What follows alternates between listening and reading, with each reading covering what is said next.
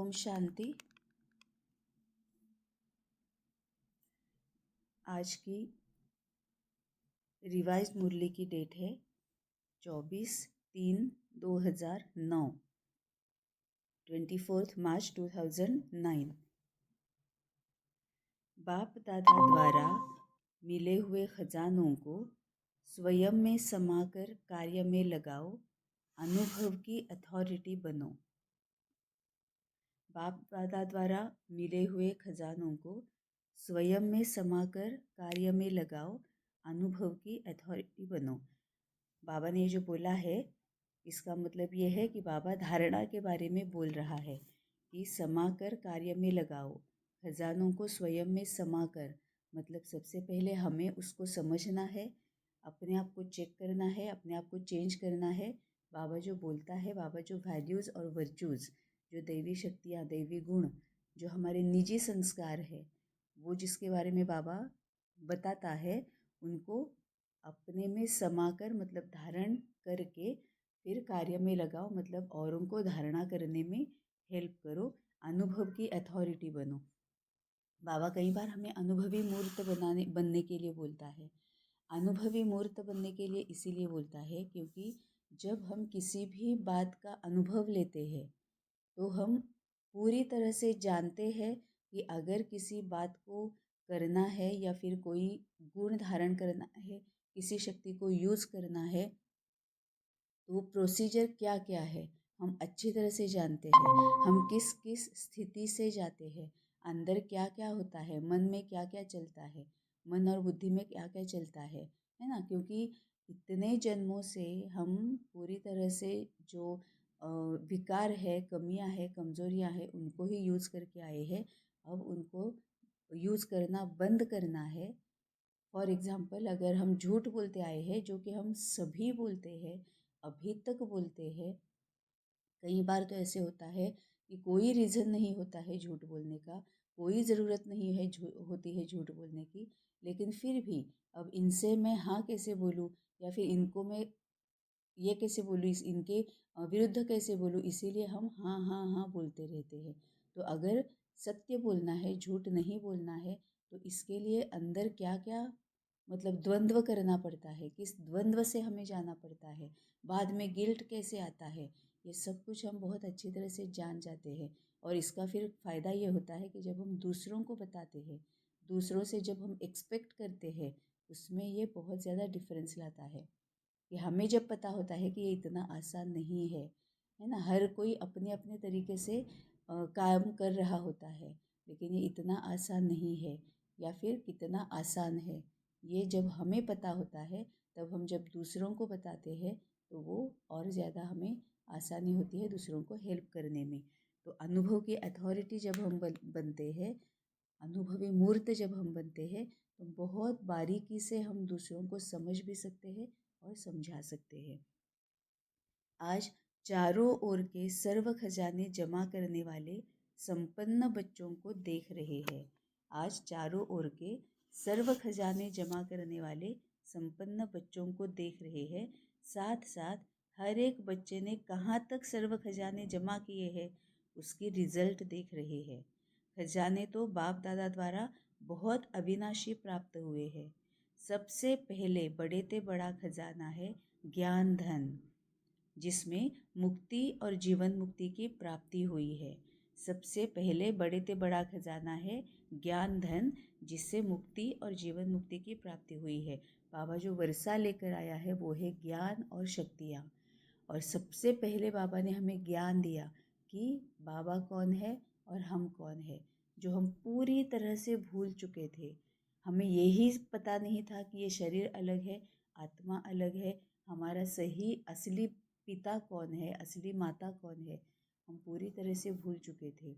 हमें किससे क्या लेना है, हम किसकी तरफ ध्यान नहीं देना है, हमें फोकस किसकी तरफ रखना है। लेकिन हमारा फोकस मतलब किसका, आत्मा का फोकस। इस शरीर की आँखों से देखते हुए भी नहीं देखना है, शरीर के कानों से सुनते हुए भी नहीं सुनना है, लेकिन ये जो आत्मा है, आत्मा के मन और बुद्धि से देखना भी है, सुनना भी है। जो इस शरीर की आँखों से दिखता है उसके परे जाकर आत्मा जो देखती है वो क्या है, वो क्या देखना है, कैसे देखना है, ये बाबा ने हमें समझाया कि आत्मा है, तुम आत्मा हो, मैं परमपिता परमात्मा हूँ और बाकी के सभी आत्माएं हैं, तुम आत्मा को देखो। जब हम आत्मा को देखते हैं, ये बाबा ने जब याद दिलाया तो ऑटोमेटिकली, जैसे बाबा बोलता है ना कि 1 सेकंड में तुम्हें जीवन मुक्ति या मुक्ति प्राप्त होती है, तो जैसे ही हम आत्मा देखते हैं ऑटोमेटिकली वो समझ में आ जाता है कि हमारा डाउनफॉल हुआ है, हम सीढ़ियाँ उतरते चले आए हैं, मतलब ही हम डे बाय डे विकारी होते आए हैं, पतित बनते आए हैं। जिस तरह से हम सीढ़ियाँ उतरते आए हैं वैसे सामने वाली हर एक आत्मा सीढ़ियाँ उतरते आई है। जैसे मैं अपनी जर्नी पे आई हूँ वैसे सामने वाली हर एक आत्मा अपनी अपनी जर्नी पर है।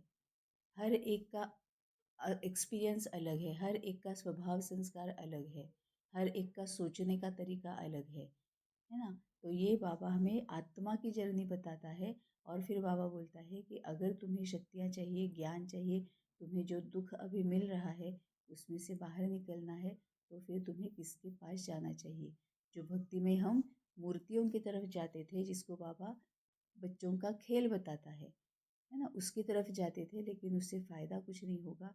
लेकिन अब अगर हमें कुछ भी चाहिए है, कोई भी जवाब चाहिए, कोई भी आंसर चाहिए, कोई भी कुछ भी चीज़ चाहिए, तो हमें जाना है बाबा के पास, है ना। तो बाबा ने ये पहले याद दिलाया, हमें ज्ञान की ये याद दिलाई कि तुम आत्मा हो और मैं तुम्हारा परम पिता, परम परम आत्मा, मैं तुम्हारा बाप हूँ। तो सबसे बाबा बोलता है बड़े से बड़ा खजाना है ज्ञान धन, जिससे मुक्ति और जीवन मुक्ति की प्राप्ति हुई है। मतलब हमें ऑटोमेटिकली जो हमारा निजी संस्कार है शांति, हमें ज्ञान बाबा ने दिया कि ये शांति तुम्हारा खुद का निजी संस्कार है, तुम्हें उसको बाहर नहीं ढूंढना है। कोई भी व्यक्ति, कोई भी घटना, कोई भी परिस्थिति तुम्हें शांति नहीं दे सकती। तुम खुद हो जो तुम्हें अपने आप में ही शांति ढूंढनी है। शांति ये तुम्हारा जन्म सिद्ध अधिकार है ना। ये जो शांति जो है, जो मुक्ति मतलब शांति, अंदर में पूरी तरह से हम शांत हो जाते हैं। ये किसी से कोई भी अपेक्षा नहीं, क्रोध नहीं, कुछ भी नहीं, है ना। तो हम एकदम शांति धाम में चले जाते हैं। तो मुक्ति और जीवन मुक्ति मतलब सभी विकारों से मुक्त होकर हम जिंदगी जीते हैं। जैसे बाबा बोलता है कुछ भी करो, पूरा लाइफ एंजॉय करो, गाड़ी खरीदना है गाड़ी खरीदो, बंगला है बंगला खरीदो, पैसे कमाने हैं पैसे कमाओ, सब कुछ करो, लेकिन विकारों से मुक्त होकर करो। अहंकार में मत आओ, मेरे साथ कनेक्शन बनाए रखो, मन मनाभव स्थिति में रहो, है ना। इसको बोलता है बाबा जीवन मुक्ति, जो कि सतयुगी आत्मा, उसकी निशानी है जीवन मुक्ति। विकारों से मुक्त होकर जीवन जीना। और मुक्ति मतलब पूरा शांति धाम, एकदम पूरी अंदर तक शांति, स्वीट साइलेंस जिसको बाबा बोलता है, वही है शांति। क्योंकि मुक्ति तो भक्ति में हम समझते आए थे, आज सब मुझे हमें पता ही नहीं था भक्ति में कि जीवन मुक्ति भी होती है। हम तो सिर्फ मुक्ति के बारे में, मोक्ष के बारे में ही सोचते आए थे। ऐसे भी हमने पूरी तरह से हमने इस पर भरोसा किया था कि बस एक बार हमें मोक्ष मिल जाएगा तो वापस इस जन्म मरण के चक्र से हम छूट जाएंगे। बाबा ने आकर ये ज्ञान दिया कि तुम कभी भी जन्म मरण के चक्र से नहीं छूट सकते। थोड़े टाइम के लिए तुम्हें मुक्ति मिल सकती है, और जीवन मुक्ति किस तरह से कमानी है ये तुम्हारा अपना पुरुषार्थ है। तो सबसे पहले बड़े से बड़ा खजाना है ज्ञान धन, जिससे मुक्ति और जीवन मुक्ति की प्राप्ति हुई। पुरानी देह और पुरानी दुनिया से मुक्त जीवन मुक्त स्थिति। पुरानी देह और पुरानी दुनिया मतलब क्या है, देह और देह से संबंधित सभी बातें, मतलब सभी विकार, कमियां, कमजोरियां, अवगुण, दुर्गुण। तो पुरानी देह और पुरानी दुनिया, हमारी पहली दुनिया वैसी ही थी। जब हम अलौकिक हमारा जन्म हुआ, उससे पहले की दुनिया जो है ये पूरी विकारी और पतित दुनिया थी। तो पुरानी दुनिया, पुरानी दुनिया से मुक्त जीवन मुक्त स्थिति और मुक्ति धाम में जाने की सभी बच्चों को प्राप्त है। पुरानी देह और पुरानी दुनिया से मुक्त जीवन मुक्त स्थिति और मुक्ति धाम में जाने की सभी बच्चों को प्राप्त है। साथ में एक ज्ञान का खजाना नहीं, लेकिन योग का भी खजाना है, जिससे सर्व शक्तियों की प्राप्ति होती है। अब ये शक्तियाँ मतलब सिर्फ अष्ट शक्तियाँ नहीं है, ज्ञान पहले मिल गया, फिर अष्ट शक्तियाँ, प्यार की शक्ति, शांति की शक्ति, फिर सुख की शक्ति, आनंद की शक्ति, पवित्रता की शक्ति, ये सभी शक्तियाँ हमें मिलती है योग करने की वजह से। योग का भी सही मतलब बाबा ने समझाया। योग मतलब किसी से जुड़ जाना, जिससे भी हम जुड़ जाते हैं उसके साथ हम योग में है। अगर हम देह से जुड़े हुए हैं तो हम देह के साथ योग में है। हम अगर अपनी माँ बाप के साथ मतलब कैसे जुड़ना है, आत्मा से जुड़ना, विचारों से जुड़ना, मन बुद्धि से जुड़ना। अगर हम माँ बाप का विचार करें, माँ बाप के बारे में सोच रहे हैं तो हम उनके साथ योग में है। हम बच्चों के बारे में सोच रहे हैं, मन बुद्धि बच्चों की तरफ है, हम उनके साथ योग में है। हम देह देह के बारे में सोच रहे हैं, मन बुद्धि उस पर है, तो हम देह के साथ योग में है। तो जिसके भी साथ मन बुद्धि जुड़ जाती है उसके साथ हम योग में होते हैं, है ना। तो अभी तक के जैसे कल ही की मुरली में बाबा ने बोला था कि ये जो संन्यस्त लोग जो है वो उनकी अपनी मान्यता क्या है कि ब्रह्म तत्व से वो जुड़ जाते हैं, ब्रह्म से जुड़ जाते हैं, ब्रह्म तत्व से जुड़ जाते हैं। बाबा बोलता है ब्रह्म तत्व ये तो रहने का स्थान है, मुक्ति धाम है ना, ईथर एनर्जी, ब्रह्म तत्व, मूल वतन, ये तो रहने का स्थान है, तो उससे जुड़ के तुम्हें कोई फ़ायदा नहीं होगा। और फिर बाबा ने हमें सिखाया कि असली योग क्या है, जिससे तुम्हें कई सारी प्राप्तियाँ होती है, तो जिससे सर्व शक्तियों की प्राप्ति होती है।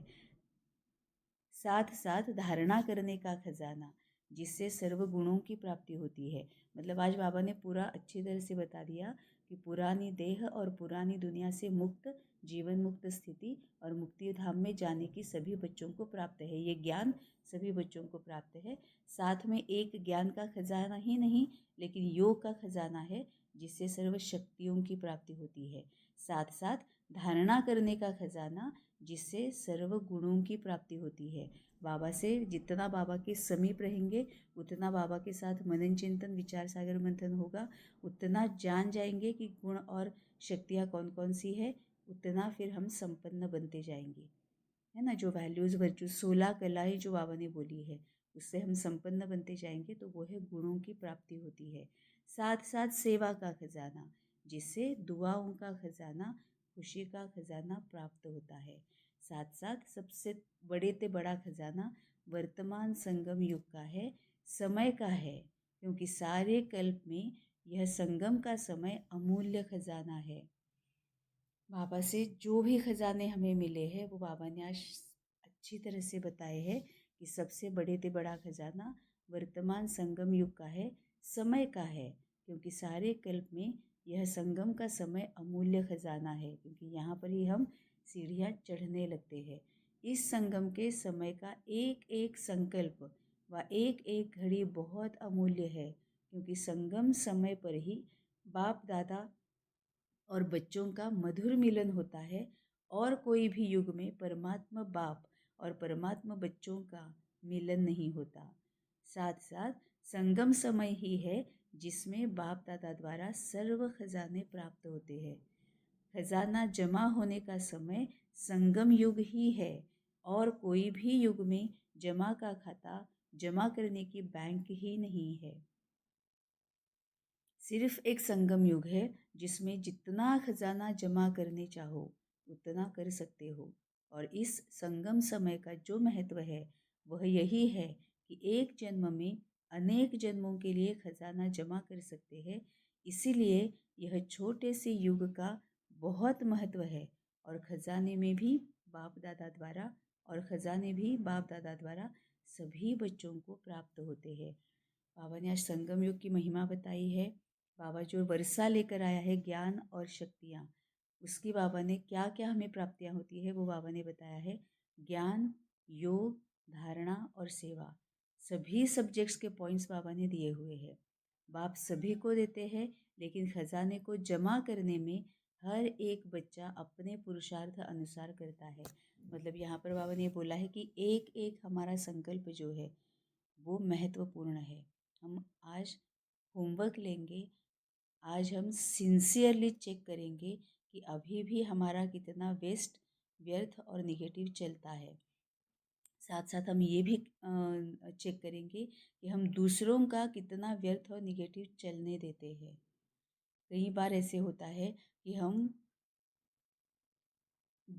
हेजिटेशन की वजह से, किसी किसी मजबूरी की वजह से, किसी डर की वजह से, मजबूरी, डर, भय ये सब कमज़ोरियाँ हैं।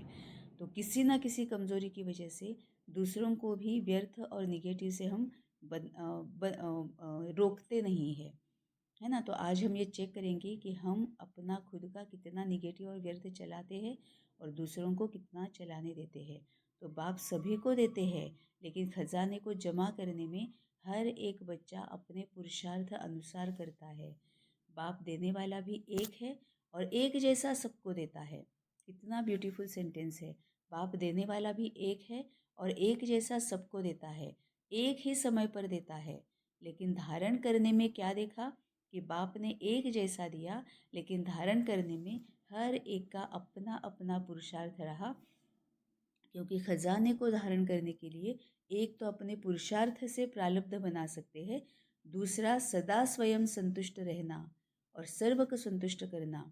संतुष्टता की विशेषता से खजाना जमा कर सकते हो, और तीसरा सेवा से, क्योंकि सेवा से सर्व आत्माओं को खुशी की प्राप्ति होती है, तो खुशी का खजाना प्राप्त कर सकते हो। बाबा ने यहाँ पर बोला है कि अगर हमें धारणा करनी है, क्योंकि बाबा ने बोला कि मैं सबको, मैं ही सिर्फ देता हूँ, सिवाय मेरे और कोई भी नहीं दे सकता। सिर्फ मैं ही तुम्हें जो भी सुख शांति के तक पहुँचाना वो पहुँचाना है, जो ज्ञान देना है, जो शक्तियाँ देनी है, वो मैं ही दे सकता हूँ, है ना। लेकिन फिर भी मैं एक ही देता हूँ, एक जैसे सबको देता हूँ, एक समय पर सबको देता हूँ। लेकिन फिर भी धारणा करने में, मतलब बच्चों को अपने दुख दर्द से निकलने में, सुख और शांति महसूस करने में टाइम लगता है, अलग अलग टाइम लगता है। खजानों को धारण करने के लिए एक तो अपने पुरुषार्थ से प्रारब्ध बना सकते हैं। अब ये धारणाएं जो हमें करनी है, पूरी तरह से बाप संपन्न बनना है, बाप समान बनना है, इसके लिए बाबा ने 3 बातें बताई है। एक तो बाबा ने बताया है पुरुषार्थ हम कैसे करते हैं, इसके ऊपर ध्यान देना है। दूसरा बताया है कि हम कितने संतुष्ट रहते हैं, संतुष्टता की विशेषता को कितना हमने जमा किया है वो देखना है। और तीसरा बाबा ने बोला है सेवा। तो एक तो पुरुषार्थ, दूसरा संतुष्टता का खजाना, तीसरा सेवा। तो पुरुषार्थ मतलब क्या है, अगर हमें धारणा करनी है तो एक ही सेंटेंस में बाबा ने बोला है कि पुरुषार्थ करो।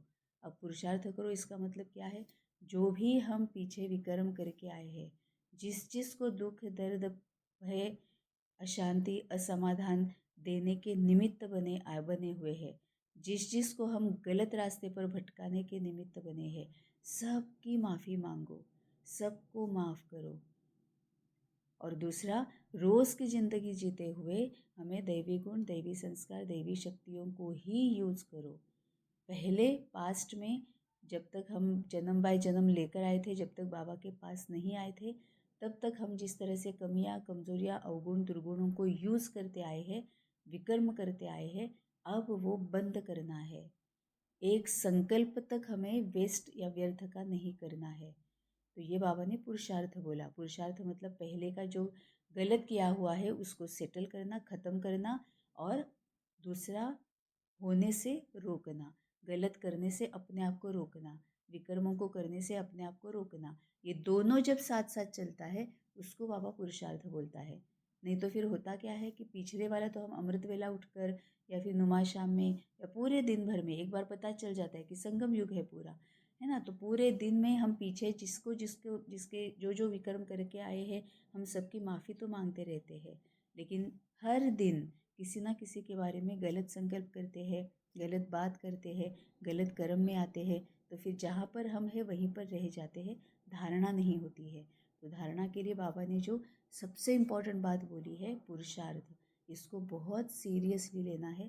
अब बाबा ने जैसे बोला है वैसे समय बचा ही नहीं है, तो पहले वाला ख़त्म करना और दूसरों को होने से रोकना, तो ये पुरुषार्थ करना है। दूसरा बाबा ने बोला है कि सदा स्वयं संतुष्ट रहना और सर्व को संतुष्ट करना, मतलब सुख स्वरूप रहना। सुख स्वरूप, मैं सुख स्वरूप आत्मा हूँ, इसको प्रत्यक्ष करना। इसको सिर्फ रटने से कुछ नहीं होगा, जो भी मेरे पास है उसकी तरफ देखना। हमारे पास बहुत कुछ है, ऐसा बिल्कुल नहीं है कि हम सिर्फ विकर्म ही करते आए हैं, बिल्कुल भी नहीं। हमने अच्छे कर्म भी बहुत किए हैं, बहुत सारे हमने अच्छे कर्म किए हैं जिसके परिणाम स्वरूप बहुत कुछ अच्छी चीज़ें हमारे पास है। कई सारी अच्छी बातें हमारे साथ होती है ना। हमें खाने के लिए अच्छा मिलता है, हमें रहने के लिए है, हम कपड़े जितने चाहिए ज़रूरी है उतने हैं, धन जितना ज़रूरी चाहिए उतना हमारे पास है। अगर हम किसी तकलीफ़ में फंस जाते हैं तो हेल्प करने के लिए कोई ना कोई आ जाता है। और सबसे इम्पोर्टेंट बात, हमने एक कर्म तो इतना अच्छा किया है, कोई ना कोई तो हमारी विशेषता इतनी अच्छी है कि हमें समय रहते बाबा मिल गया। तो हर एक बात का ग्रैटिट्यूड करना है, हर एक बात का धन्यवाद करना है। हमारे पास 90-95% 90 to 95% हमारे पास सब कुछ अच्छा है। लेकिन जो 1-2% हमारे लाइफ में जो दुख है, हमारी आत्मा जिसकी वजह से दुखी होती है, हमारे अपेक्षाओं जैसे कुछ होता नहीं है, हम उसकी तरफ ही देखते रहते हैं। और जो हमारे साथ अच्छा होता है उसकी तरफ से हमारा फोकस चला जाता है। तो संतुष्टता, इसका एक तो बेस ये है कि हमें सुख स्वरूप बनना है। सुख स्वरूप प्रत्यक्ष सुख स्वरूप को प्रत्यक्ष करना है। जो हमारे पास अच्छा है उसको देखना है ना। इसका मतलब क्या ऐसा है कि हमें कोई एम्बिशन नहीं रखनी है, कोई महत्वाकांक्षा नहीं रखनी है, बिल्कुल भी नहीं। महत्वाकांक्षा भी रखनी है, जैसे ऊपर बाबा ने बोला, गाड़ी खरीदनी है खरीद लो, बंगला खरीदना है खरीद लो, पैसा चाहिए जब कमा कमा लो, कोई प्रॉब्लम नहीं है। लेकिन अब हमें संस्कारों को यूज़ करना है और वैल्यूज़ को यूज़ करना है, वर्चूज़ को यूज़ करना है। ऑनेस्टी के साथ कायदे में रहकर, मर्यादा में रहकर, दैवी गुणों को यूज़ करके ही हमें पैसा जो भी कमाना है वो कमाना है ना। तभी बाबा बोलता है कि दूसरा सदा स्वयं संतुष्ट रहना और सर्व को संतुष्ट करना। कि हमें औरों को अभी क्या चाहिए, औरों को संतुष्ट कैसे कर सकते हैं। एकदम आसान तरीका है। हर कोई अभी आज शांति के लिए ही भटक रहा है। अगर हम उनको शांति देते हैं, मनसा वाचा कर्मणा, हम उनको रहमदिलता से उनके साथ रहते हैं, व्यवहार में आते हैं, उनको शांति की महसूसता होती है, वो संतुष्ट हो जाते हैं। क्योंकि हर एक आत्मा आजकल जो कुछ भी करती है वो शांति के लिए ही करती है। तो अगर हम सिर्फ उनको शांति की शक्ति देते हैं, है ना, एक महसूसता कराते हैं कि हाँ ठीक है, कोई प्रॉब्लम नहीं, हो जाता है, तुम्हारा गलत नहीं है, तुम्हारा बिल्कुल भी गलत नहीं है ना। लेकिन अब क्या करना है कि अब हमें सोचना है कि अगर मैं कुछ भी गलत नहीं कर रहा हूँ फिर भी मेरे साथ ये क्यों हो रहा है। क्या हमेशा दूसरों की गलती होती है? मुझे किस तरह से देखना है, जैसे बाबा बोलता है कि दृष्टि देनी है, दृष्टि देनी है, दृष्टि लेनी है। बाबा से लेनी होती है, दूसरों को देनी है। दृष्टि मतलब नज़रिया, है ना। एक बाबा ने हमें नज़रिया दे दिया ना देखने का, दुनिया की तरफ, दुनिया को देखने का नज़रिया दे दिया, हमें अपने आप को देखने का नज़रिया दे दिया। वैसे हमें बाबा से दृष्टि जैसे हमने ली, वैसे हमें दूसरों को दृष्टि देनी है। अपनी आप की तरफ देखने का, दूसरों बाबा की तरफ देखने का, और बाकी पूरी दुनिया की तरफ देखने का उनको सही नज़रिया देना है। तभी वह बोलता है कि दूसरा सदा स्वयं संतुष्ट रहना और संतुष्ट करना। संतुष्टता की विशेषता से खजाना जमा कर सकते हो। जब हम दूसरों को संतुष्ट करना शुरू करते हैं, पहले खुद को होना पड़ेगा, अनुभवी मूर्त उसमें होना पड़ेगा। फिर हमें समझ में आएगा कि दूसरे क्या फील करते हैं और उनको फिर समझना कैसे है और फिर समझाना कैसे है। फिर हम दूसरों को संतुष्ट कर सकते हैं और उससे खजाना जमा कर सकते हैं। मतलब ही सार रूप में बोलना है तो पहले स्वराज्य अधिकारी बनना है, फिर विश्व कल्याण करना है, विश्व कल्याणकारी बनना है, फिर विश्व राज्य अधिकार अपने आप मिल जाएगा। यही तो खजाना है। और तीसरा सेवा से, क्योंकि सेवा से सर्व आत्माओं को खुशी की प्राप्ति होती है। तो खुशी का खजाना प्राप्त कर सकते हो। अब ये खजाना कैसे प्राप्त होगा? जो कुछ भी हम दूसरों को देंगे वही हमें वापस मिलने वाला है। सिंपल बात है ना। अगर हम दूसरों को खुशी दे रहे हैं तो हमें वापस खुशी ही मिलने वाली है। अपना पुरुषार्थ और सर्व को संतुष्ट करने का पुरुषार्थ, और तीसरा सेवा का पुरुषार्थ। मतलब खुद का पुरुषार्थ, बाकियों को संतुष्ट करने का पुरुषार्थ, और तीसरा सेवा का पुरुषार्थ। अब यही तो बाबा खुद करता है ना, दूसरों को संतुष्ट करने का पुरुषार्थ, और पुरुषार्थ मतलब सेवा, और सेवा का बाबा यही तो करता है। तभी बाबा बोलता है कि तुम्हें बाप समान बनना है। तो अपना पुरुषार्थ और सर्व को संतुष्ट करने का पुरुषार्थ, और तीसरा सेवा का पुरुषार्थ। इन तीनों प्रकार से खजाने जमा कर सकते हो। खजाने जमा करने में, विशेष संबंध संपर्क में आने में, एक तो निमित्त भाव, निर्माण भाव, निस्वार्थ भाव, हर आत्मा प्रति शुभ भावना और शुभ कामना रखने की आवश्यकता है। बाबा ने विधि भी बता दी कि करना क्या है कि जिसके भी संबंध संपर्क में आते हैं, अब तो हमें पूरा यही नेचुरल नेचर बन जाना चाहिए। अब तक तो बन ही जाना चाहिए था, लेकिन अभी अगर नहीं बना है तो आज से, अभी से, इसी क्षण से जिसके भी संबंध संपर्क में आएंगे, निमित्त भाव, निर्मल स्वभाव और निर्माण चित्त, निमित्त भाव, निर्माण भाव, निस्वार्थ भाव, हर आत्मा प्रति शुभ भावना और शुभ कामना, कि अगर किसी की कमजोरी देखी तो उसको फैलाना नहीं है, उसको देखना तक नहीं है, सिर्फ परखना है और फिर उसके अनुसार उसमें शक्तियाँ भरनी है, ताकि वो भी कमजोरियों से बाहर निकले, है ना। तभी तो वो खुश भी होगा, संतुष्ट भी होगा।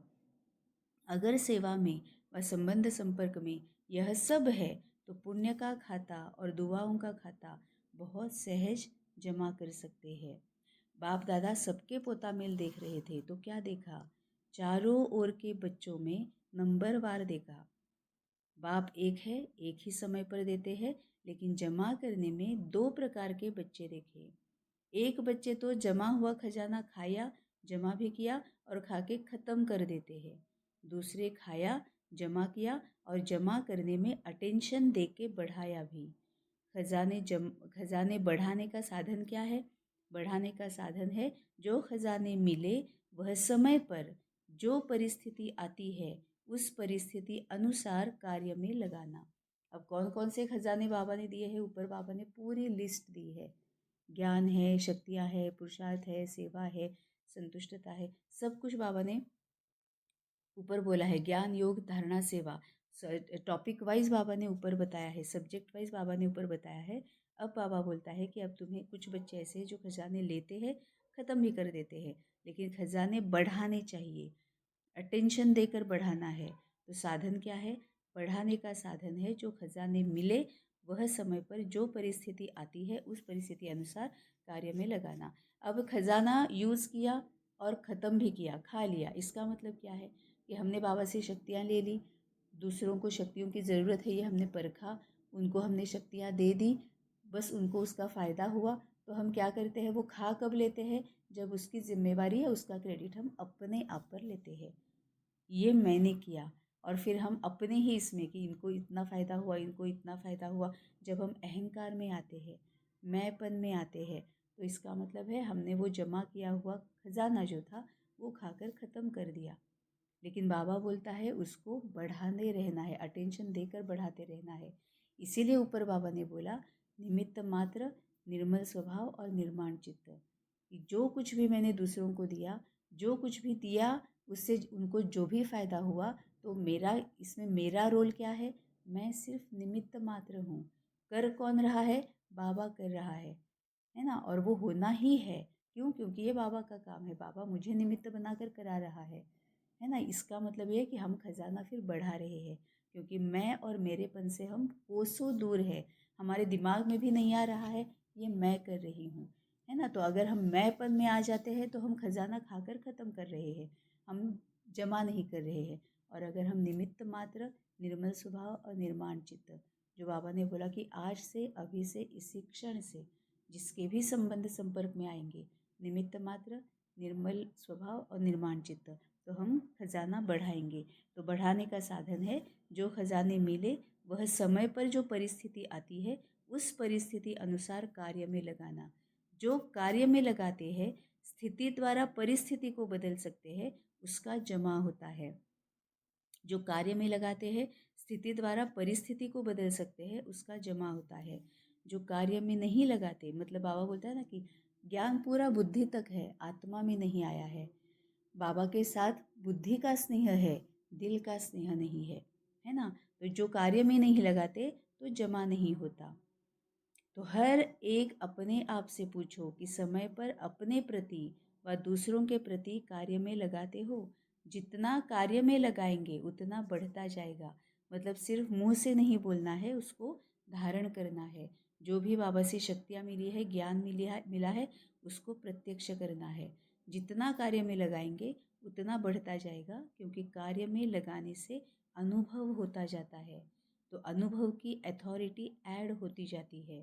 तो चेक करो, अपने आप से पूछो कि यह सारे खजाने जमा है और बढ़ाने का साधन समय पर कार्य में लगाते हैं। सामने अगर कोई क्रोधी आत्मा आई, बहुत ज़्यादा क्रोध कर रही है, बहुत ज़्यादा गलत सलत बोल रही है, अपमानित कर रही है, तो क्या हम खजाने उसमें कार्य में लगा रहे हैं या उसके प्रभाव में आ रहे हैं? अगर सामने कोई आलसी आत्मा है, तो हम उसकी आलस की प्रभाव में आकर हम अपना गुस्सा या ये ट्रिगर कर रहे हैं, अपेक्षाओं को ट्रिगर कर रहे हैं, या हम बाबा से शक्तियाँ लेकर, ज्ञान लेकर वो कार्य में लगा रहे हैं। अगर सामने कोई अहंकारी आत्मा आती है, तो उसके प्रभाव में आकर हम भी गुस्से में आ जाते हैं, अपेक्षा भंग के गुस्से पेन में आ जाते हैं, अहंकार में आ जाते हैं, या बाबा से शक्तियाँ लेकर उसको कार्य में लगाते हैं। तो अपने आप को चेक करना है। तो जितना कार्य में लगाएंगे उतना बढ़ता जाएगा, क्योंकि कार्य में लगाने से अनुभव होता जाता है, तो अनुभव की अथॉरिटी ऐड होती जाती है। तो चेक करो, अपने आप से पूछो कि यह सारे खजाने जमा है और बढ़ाने का साधन समय पर कार्य में लगाते हो? अगर कोई क्रोधी आत्मा है तो इमीडिएटली उनको शांति की शक्ति, प्यार की शक्ति, है ना, फिर ये जो अष्ट शक्तियाँ हैं उसकी शक्ति, ये तुम देते हो, या फिर वो बुद्धि तक ही रह जाता है और प्रत्यक्ष होता है गुस्सा? उसको क्रोध आया है तो हमें भी क्रोध आ जाता है। फिर क्या हुआ कि खजाने तो बाबा से ले लिए, लेकिन हमने उसका यूज़ ही नहीं किया, तो बस ख़त्म हो गया। अगर हमने यूज़ किया, अगर उस वक्त हम बाबा से जो शक्तियाँ ली है, शांति की, प्यार की और अष्ट शक्तियों की, क्या हम उसको दे रहे हैं? है ना? तो ये अनुभव की अथॉरिटी बढ़ती जाती है, क्योंकि अथॉरिटीज़ में सबसे ज़्यादा अनुभव की अथॉरिटी गाई जाती है। तो हर एक को अपना खाता बढ़ाना है, चेक करना है, क्योंकि अभी समय है चेक करके अभी भी खजाने बढ़ा सकते हो। अभी चांस है, फिर चांस भी ख़त्म हो जाएगा। अब ये कब की है? 2009 की मुरली है, और उस वक्त ही बाबा ने बोल दिया था कि कितने साल हो गए अभी, है ना, 15 साल हो गए। उस वक्त बाबा ने बोला था कि सिर्फ अभी चांस है, फिर चांस ख़त्म हो जाएगा। चाहेंगे ख़जाना बढ़ाए, लेकिन बढ़ा नहीं सकेंगे। क्यों?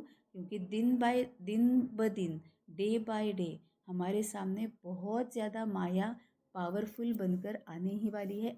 ऑलरेडी आना शुरू हो चुकी है। हर तरफ से माया आ रही है।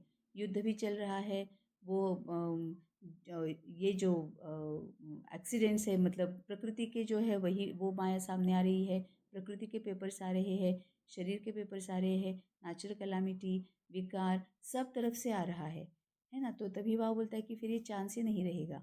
अगर हमें ये नेचुरल नेचर नहीं है हमारा कि एक सेकंड में बाबा से शक्ति लेकर दूसरों को दे दे, एक सेकंड में सेवा में जाने का अगर हमारा नेचुरल नहीं है, तो हम कुछ नहीं कर पाएंगे। बाप दादा ने देखा, खजाना मिलता है, खुशी खुशी से अपने में समाने का प्रयत्न भी करते हैं, लेकिन खजाना जब मिलता है, मुरली द्वारा ही खजाने मिलते हैं। तो दो प्रकार के बच्चे हैं, एक सुनने वाले और दूसरे हैं समाने वाले। कितना ब्यूटीफुली आज बाबा हमें समझा रहे हैं कि कितना ज़रूरी है धारणा करना। जो भी दैवी गुण है, दैवी शक्तियाँ है, जो भी ज्ञान है, वो उसको प्रत्यक्ष करना, मनसा वाचा कर्मणा, चाल चलन सूरत सीरत स्वभाव संस्कार से हर एक गुण को, हर एक शक्ति को प्रत्यक्ष करना, इसका कितना इम्पोर्टेंस है, ये बाबा पूरी मुरली में बता रहा है। तो बाप दादा ने देखा, खजाना मिलता है, खुशी खुशी से अपने में समाने का प्रयत्न भी करते हैं, लेकिन खजाना जब मिलता है तो मुरली द्वारा ही खजाने मिलते हैं। तो दो प्रकार के बच्चे हैं। अब यहाँ पर कितना इम्पोर्टेंट ये बाबा ने बोला है कि मुरली द्वारा ही खजाना मिलता है। अब सेल्फ चेकिंग करनी है कि क्या मैं मुरली से लेती हूँ, मैं आत्मा मुरली से खजाने लेती हूँ, मुरली से ज्ञान लेती हूँ, मुरली से शक्तियाँ लेती हूँ, शक्तियाँ कैसे लेनी है ये मैं मुरली से ज्ञान लेती हूँ या किसी और से, है ना। लेती कहाँ से हूँ? बाबा ने ये कभी नहीं कहा कि किसी की सुनो मत, लेकिन बाबा ने कहा कि हमेशा मानो बाबा की। तो खजाना जब मिलता है, मुरली द्वारा ही खजाने मिलते हैं। तो 100 लोगों की सुननी है, क्योंकि हर एक का अपना अपना अलग नज़रिया होता है देखने का।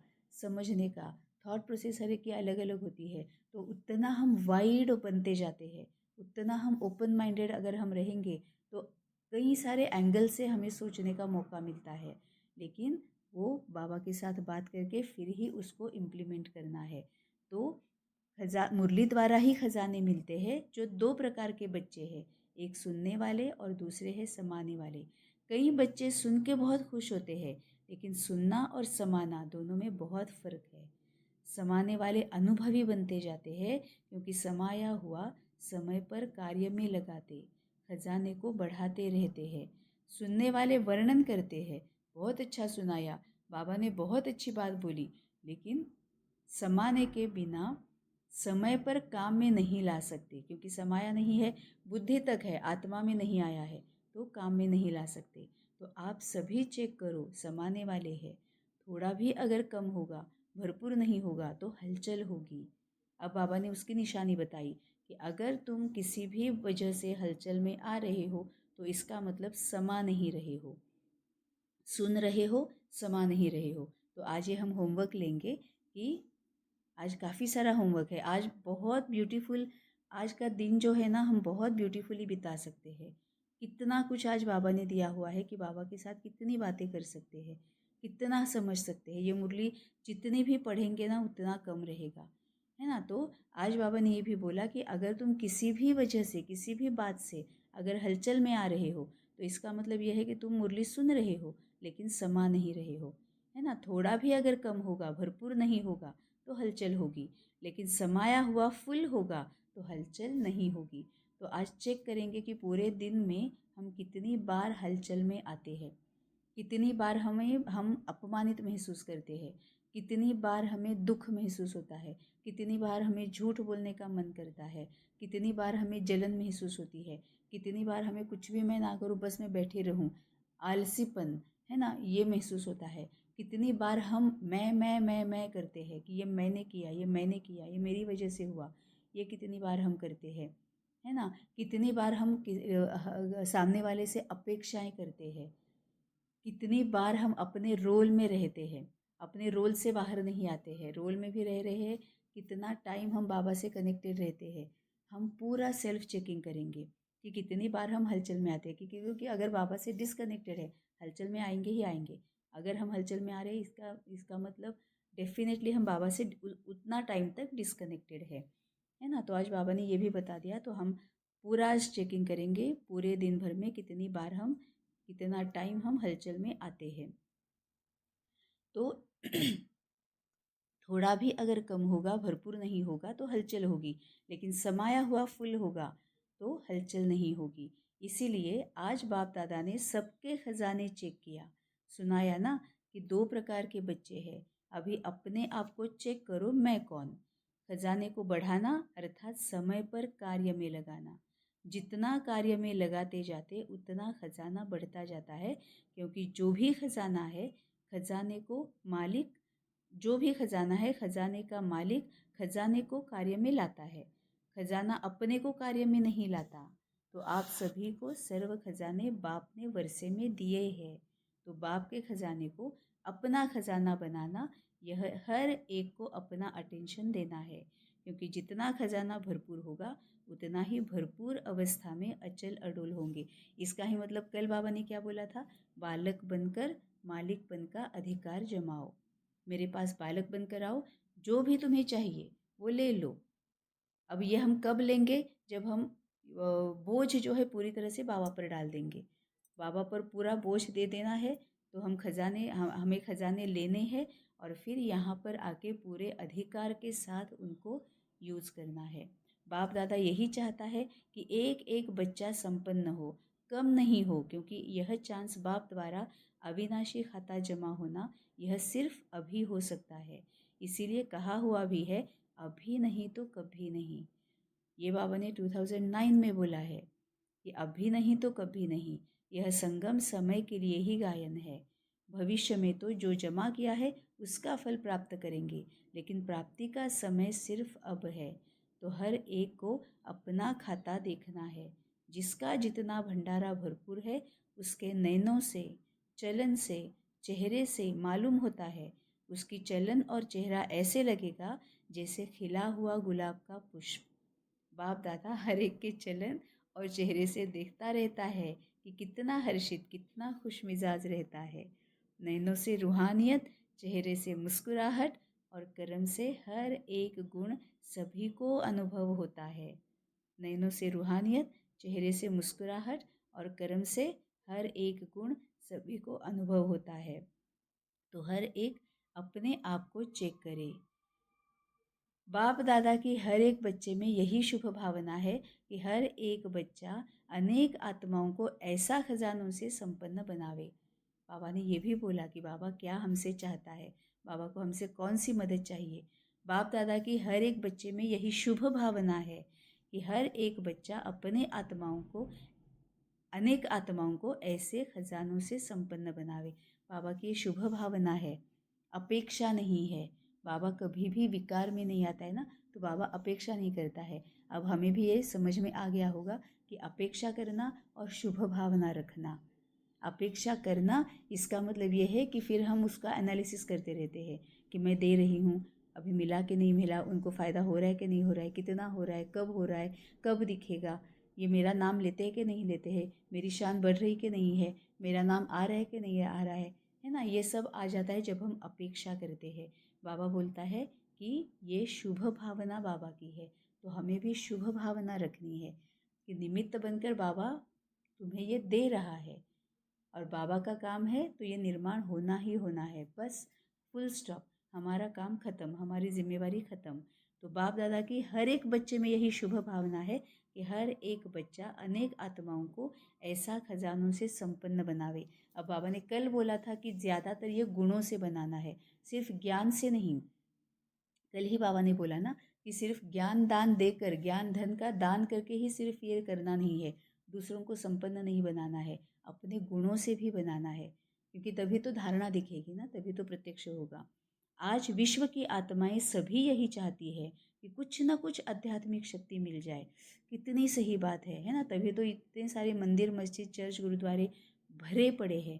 तो आज विश्व की आत्माएं सभी यही चाहती है कि कुछ ना कुछ आध्यात्मिक शक्ति मिल जाए, और आध्यात्मिक शक्ति के दाता आप ब्राह्मण आत्माएं ही है, क्योंकि होलीएस्ट, हाईएस्ट और रिचेस्ट आप आत्माएं ही है। होलीएस्ट मतलब पूरे पवित्र, पूरे पवित्र स्वरूप। हाईएस्ट मतलब पूरे बाबा के बाप समान, पूरे मतलब आत्मिक स्थिति पर। और रिचेस्ट मतलब पूरे धनवान, सभी गुणों से और शक्तियों से और दैवी संस्कारों से भरपूर। होलीएस्ट भी सब आत्माओं से ज़्यादा आप हो। आप आत्माओं की पूजा जैसे विधिपूर्वक होती है, वैसे और किसी की भी नहीं होती। अभी लास्ट जन्म में भी आप आत्माओं की पूजा और कोई भी धर्मपिता व महान आत्माएं जो निमित्त बनी है उन्हों की नहीं है। कितनी सही बात है कि आज भी, अभी लास्ट जन्म में भी आप आत्माओं की पूजा और कोई भी धर्मपिता व महान आत्माएं जो निमित्त बनी है उन्हों की नहीं है। देवताओं की ही पूजा ज़्यादा होती है। विधि पूर्वक पूजा भले यादगार बनाते हैं, लेकिन विधि पूर्वक पूजा नहीं होती है ना। ये अभी जिनकी पूजा कर रहे हैं मंदिर में और यहाँ वहाँ सब भटक रहे हैं, तो वो हम ही है ना पिछले वाले। जब हम देवता थे वही उसी स्वरूप को तो पूज रहे हैं। और तो आप जैसा खजाना रिचेस्ट इन द वर्ल्ड, आप ब्राह्मण आत्माओं का एक जन्म का खजाना गारंटी है, 21 जन्म चलना ही है, क्योंकि बाप द्वारा बाप का वर्षा मिला है। तो जैसे बाप अविनाशी है, वैसे ही बाप द्वारा मिला हुआ खजाना भी अविनाशी हो जाता है। इसीलिए richest in the world, holiest in the world. तो सभी अपने को ऐसे विशेष सेवाधारी समझते हो ना, मतलब बाबा निरहंकारी है, तभी तो अपने आप को सेवाधारी समझता है। बाबा बोलता है तुम भी होलीएस्ट हो, हाईएस्ट हो, रिचेस्ट हो। जितना तुम होलीएस्ट, हाईएस्ट, रिचेस्ट होंगे उतना अपने आप को सेवाधारी समझेंगे, उतना निमित्त भाव, निर्मल स्वभाव और निर्माण चित्त बनेंगे। तो आज के समय अनुसार विश्व की आत्माओं को आवश्यकता किस चीज़ की है जानते हो ना। आज विश्व को खुशी, शक्ति और स्नेह की आवश्यकता है। आज विश्व को खुशी, शक्ति और स्नेह की आवश्यकता है। आत्मिक स्नेह चाहते हैं, लेकिन आप ब्राह्मण आत्माएं अभी समय अनुसार दाता बनो, मनसा से शक्तियाँ दो, वाचा से ज्ञान दो और कर्मणा से गुणदान दो। So beautiful. आत्मिक स्नेह चाहते हैं, लेकिन आप ब्राह्मण आत्माएं अभी समय अनुसार दाता बनो। समय अनुसार दाता बनो, बहुत इंपॉर्टेंट है। ऐसे नहीं कि पकड़ पकड़ के वाचा से ज्ञान दे दो, बिल्कुल नहीं। जिसको मनसा से चाहिए उसको मनसा से शक्तियाँ दो, वाचा से ज्ञान दो और कर्मणा से गुणदान दो। समय अनुसार दाता बनो। ब्रह्मा बाप ने अंत में 3 शब्द सभी बच्चों को सौगात में दिए, याद है ना? इन 3 शब्दों को अगर सेवा में लगाओ तो बहुत आत्माओं को संतुष्ट कर सकते हो। वह 3 शब्द है निराकारी, निरहंकारी और निर्विकारी। निराकारी मतलब पूरा आत्मिक स्थिति में। आत्मिक स्थिति में है तो ऑटोमेटिकली बाबा के साथ कनेक्टेड है। निरहंकारी, अगर बाबा के साथ कनेक्टेड है तो निरहंकारी होगे। मैं नहीं होगा। निमित्त मात्र, निर्मल स्वभाव, निर्माण चित्त। जो भी है बाबा करा रहा है, कोई अहंकार नहीं। और निर्विकारी, कोई भी विकार नहीं, कोई भी कमी कमजोरी, डर भी नहीं किसी बात का, पूरे निर्विकारी। तो मनसा द्वारा निराकारी, वाचा द्वारा निरहंकारी और कर्मणा द्वारा निर्विकारी। मनसा द्वारा निराकारी आत्मिक स्थिति में, वाचा द्वारा निरहंकारी निमित्त मात्र और कर्मणा द्वारा निर्विकारी मतलब बाप की जो बाप ने बताए हुए हमारे निजी संस्कार है उनको ही प्रत्यक्ष करना। दैवी गुण, दैवी शक्तियाँ, दैवी संस्कार उनको ही प्रत्यक्ष करना कर्मणा से। यह तीनों शब्द सेवा में लगाओ। अभी विश्व को आपके शक्ति द्वारा थोड़ा सा दिल का आनंद, सुख की प्राप्ति हो। सब निराश है और आप विश्व के लिए आशाओं के सितारे हो। और बाप दादा सभी बच्चों को बाप के आशाओं के सितारे देखते हैं। सिर्फ उम्मीदों के सितारे नहीं, लेकिन आशाएं पूर्ण करने वाले आशाओं के सितारे हो। बाप दादा के पास बच्चों का स्नेह सदा पहुंचता है। और सबसे सहज पुरुषार्थ कौन सा है? भिन्न भिन्न पुरुषार्थ है, लेकिन सबसे सहज पुरुषार्थ स्नेह है। स्नेह में मेहनत भी मोहब्बत के रूप में बदल जाती है। रहमदिल बनना है। अब हम रहमदिल कब बन सकते हैं? स्नेही हम कब बन सकते हैं? जब हम आत्मिक स्थिति में होंगे, तो बाबा के साथ कनेक्टेड होंगे, तो ज्ञान स्वरूप बनेंगे, तो शांति स्वरूप, तो सुख स्वरूप, तो पवित्रता स्वरूप, तो आनंद स्वरूप, तो स्वराज्य अधिकारी, तो विश्व कल्याणकारी, तो विश्व राज्य अधिकारी। तो खुशी दे रहे हैं, सेवा कर रहे हैं। तो बाप के स्नेही बनना अर्थात सहज पुरुषार्थ करना। स्नेह में आप सभी अपने को स्नेही समझते हैं, कभी कभी नहीं, सदा स्नेही। जो अपने को सदा स्नेह के सागर में समाये हुए समझते हैं, सदा स्नेह के सागर में समाया हुआ, डुबकी लगाने वाले नहीं, समाये हुए। जो अपने को ऐसा स्नेह के सागर में समाया हुआ समझते हैं, वह हाथ उठाओ। हम सभी अभी हाथ उठाएंगे।